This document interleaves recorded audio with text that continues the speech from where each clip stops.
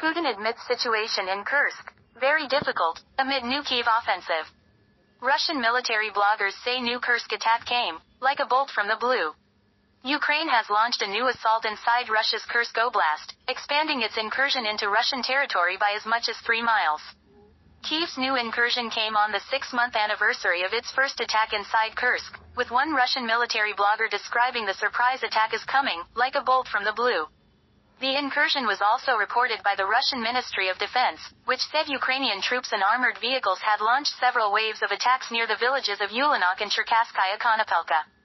Kyiv's forces launched a new series of battalion-sized mechanized assaults in Kursk Oblast and advanced up to 5 kilometers behind Russian lines southeast of Sudzha, Kursk Oblast, the Institute for the Study of War said. Please subscribe and follow. Without directly referring to the new attack, Volodymyr Zelensky said in his overnight address that the incursion brought the war home for Russians so that they might feel just what war is. And they are feeling it. Meanwhile, the first batch of French Mirage 2000 fighter jets arrived in Ukraine, French Armed Forces Minister Sébastien Lecornu announced yesterday.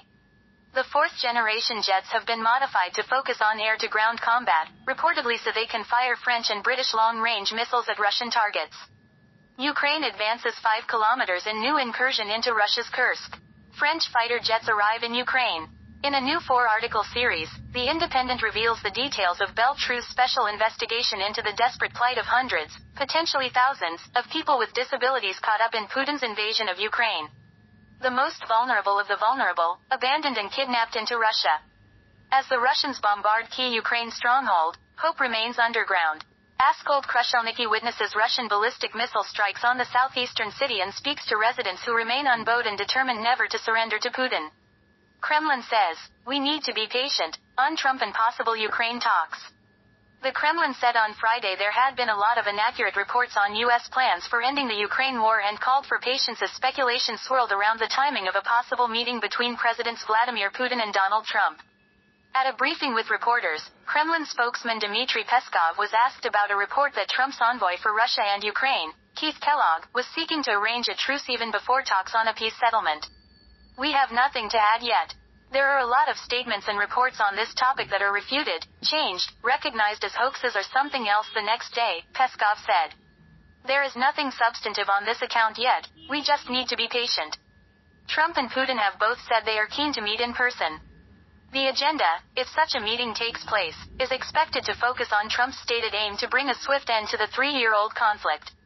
Russia is open to negotiations. In any case, a settlement should come as a result of negotiations, Peskov said. CNN earlier quoted Peskov as saying there had been no initial contact between the two leaders about whether such a meeting was needed or where and how it might take place. Leonid Slutsky, head of the Russian Parliament's International Affairs Committee, was cited by the state RIA news agency on Thursday as saying that preparations for such a meeting were at an advanced stage, and that it could take place in February or March. Peskov said on Wednesday that contacts with Trump's team at the level of individual department